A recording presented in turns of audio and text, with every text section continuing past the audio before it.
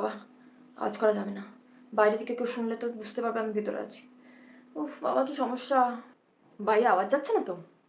একটা কাজ করি, জলটা খুলে দিই। জলটা খুলে দিই, এবার ঠিক আছে, বাবা নিশ্চিন্তে করতে পারবে এবার। আচ্ছা আমি যদি পটি থেকে বেরোনোর পর যদি কেউ ঢোকে, আমাকে কি খারাপ ভাববে?